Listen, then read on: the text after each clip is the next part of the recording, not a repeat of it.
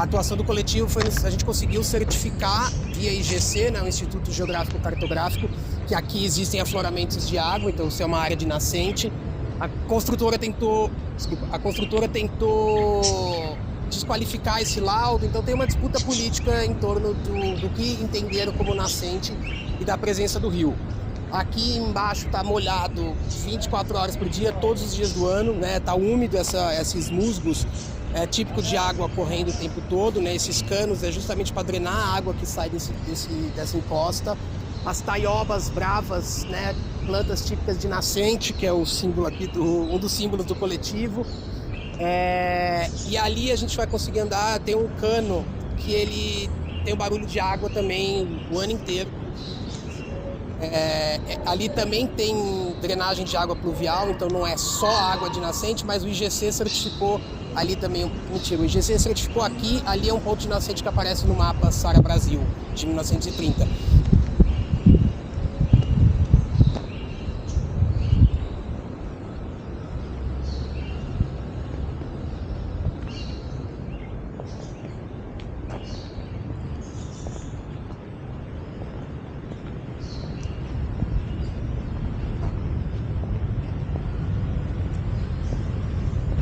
De apartamentos de 17 metros quadrados. É uma proposta de Airbnb, então existe uma circulação muito grande de pessoas. Encareceu um pouco mais a região, tanto em relação a comércio, quanto em relação aos próprios aluguéis. Então é uma série de fatos, não foi respeitado o recuo da calçada, né? São várias... E um edifício que se vendeu como habitação de interesse social.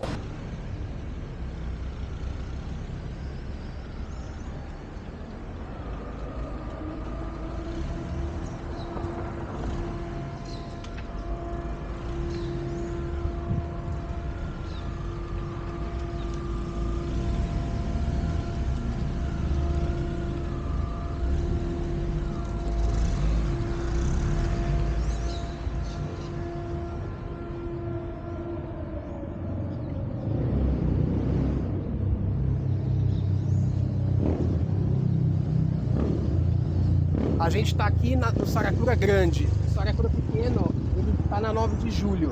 Né? Então você imagina a 9 de julho que está correndo aqui atrás, por baixo.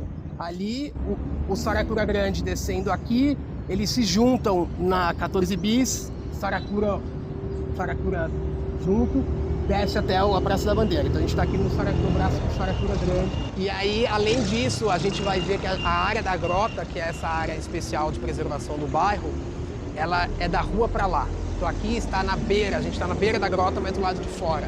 A gente fez a denúncia no Compresp, nosso entendimento, e isso é uma disputa, tem uma tecnicidade aí meio chata, a legislação entende a área da grota como área de um perímetro envoltório. A área envoltória ela existe em torno de um bem tombado, né? Você tem que preservar a ambiência do bem, então você cria uma área envoltória. Na resolução de tombamento, ela aparece como área, o nome é área envoltória, mas se você analisa os estudos de tombamento, se você analisa a própria intenção da norma, não é uma área envoltória, é uma área de especial preservação, é como se fosse equivalente a uma área tombada.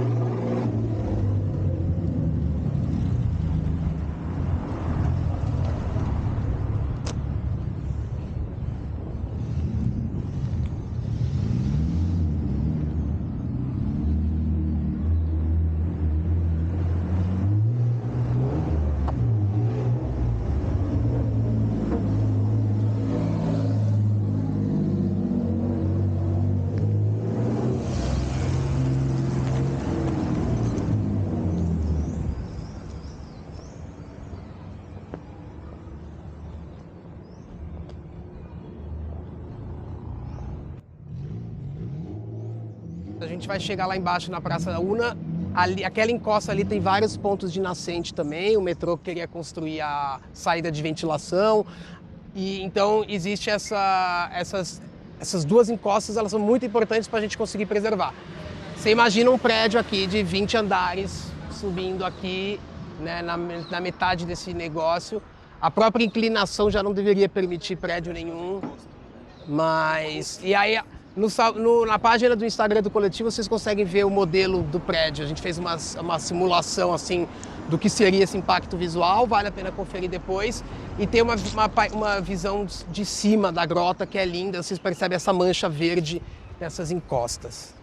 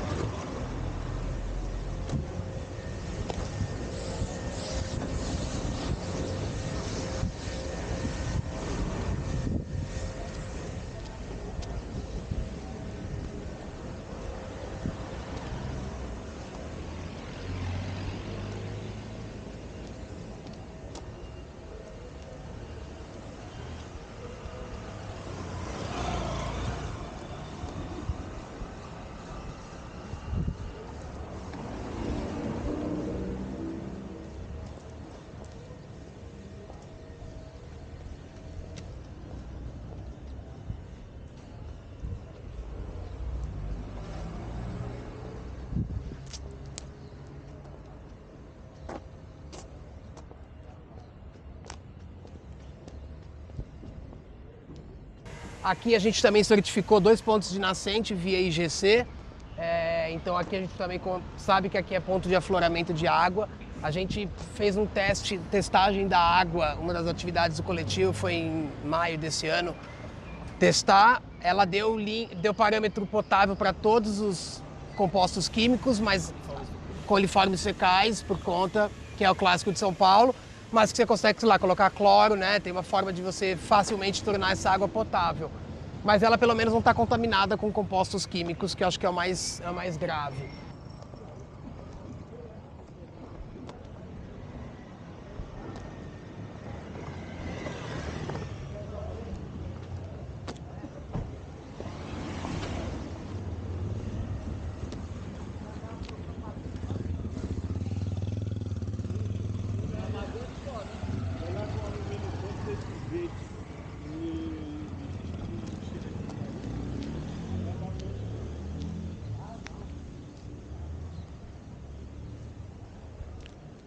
aqui é o tudo Saracura Grande, né?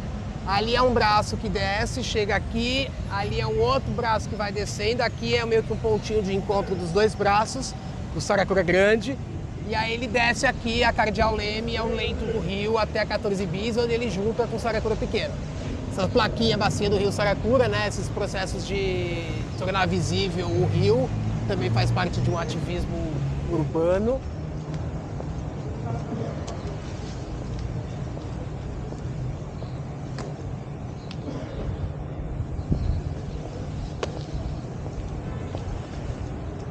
Essa é a grota, né? Essa é a ideia de... E a gente pensa assim, o rio correndo, as casinhas ao redor, são casinhas estreitas com lotes compridos, todas elas davam para o rio. Né? O rio, no século XIX, a gente tem fotos 19 e 20 de lavadeiras, né? Inicialmente lavadeiras pretas, escravizadas, e depois a gente tem o ofício, né? Depois da abolição, a gente tem formas de renda a partir do rio. Então, essa simbiose, a gente fala que o rio carrega esses elementos culturais porque foi nas margens do Saracura, onde era fonte de renda para essas pessoas, eles ocuparam esse território, eram casebres, eram casas simples, que era invisibilizada pelo mercado.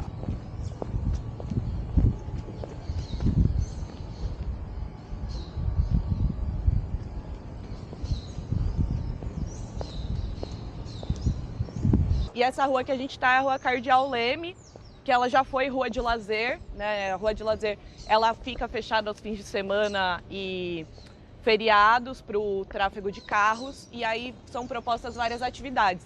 Depois a rua de lazer foi desativada, né? A gente ainda tem a Maria José, que é mais para baixo no bairro, a gente vai passar também. Mas é uma rua importante da gente reparar tanto nos grafites quanto na dinâmica mesmo, porque é isso, aqui a gente tem bastante casa, as pessoas ocupam muito a rua, as crianças brincam, que hoje assim, é de manhã, então a maioria das crianças tá na escola, mas ontem mesmo eu fui no mercado, quando eu voltei, o pessoal estava jogando bola na rua, lavar roupa e colocar o varal na rua, até por causa dessa configuração das casas, né? Você não tem muito espaço, então você ocupa muito a rua. E com a subida dos prédios, chegada de outras pessoas, isso passa a ser mal visto, né? Porque isso não é esteticamente agradável, né, na mentalidade dessas pessoas, então muda muito a dinâmica também de como a gente vive no dia a dia, né? E olhar todo esse território a partir de um referencial afrodiaspórico. Exato.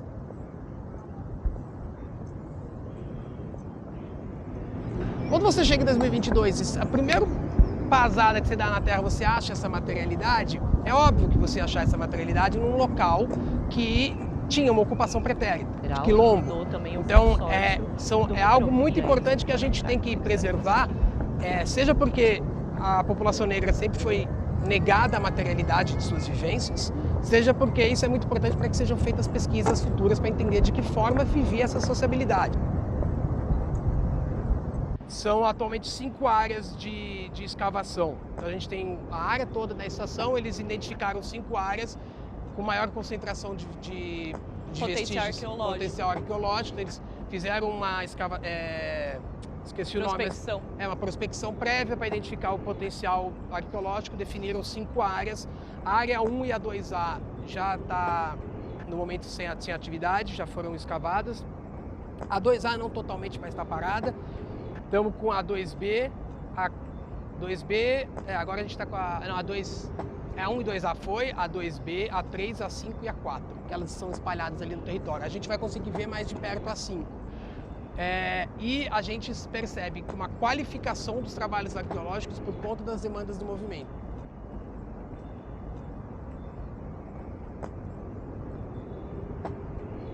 A gente vê aqui a última visita com moradores antigos e membros do Vai-Vai da velha guarda.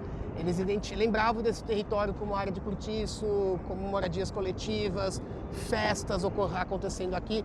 Aí os pisos de taco, eles são datados de 50 a 60, né? Se popularizaram, mas a gente tem pisos anteriores, então a ocupação anterior eles foram trocando de piso, sabe? Ali tem de cimento queimado, ali tem desses azulejinhos.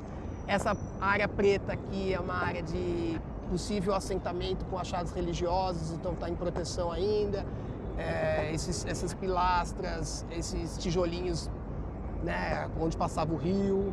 enfim, aqui é uma área muito emblemática do que está em jogo. E vocês conseguem ver a profundidade, né, em relação aqui a altura do chão, né, onde a gente está. E é isso, o palco da escola era aqui e a sede social é ali, né, onde tem aquele prédio azul, aquela parede que está só os tijolos.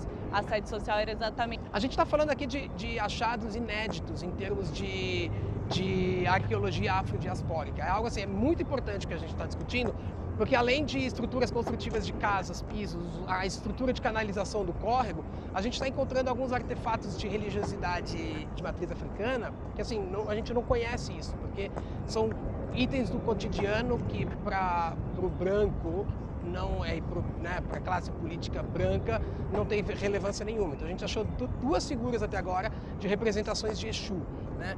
Então, quando eles falam que o sítio está atrasando o cronograma da obra, isso é uma disputa política, isso é uma disputa de narrativa. Se eles tivessem feito os estudos prévios, eles teriam identificado o potencial arqueológico dessa área e teriam feito um cronograma compatível com a importância. Nas margens do Saracura foi que se instalou o quilombo Saracura, justamente porque aqui era uma área de mata completamente densa, era uma área de morro, e era mais para baixo no rio, formava uma pequena área de várzea, digamos, ali mais para baixo, onde hoje a gente tem a 9 de julho, e aí isso acabou facilitando a instalação de pessoas escravizadas fugidas, porque aqui não era uma área de interesse do mercado imobiliário formal.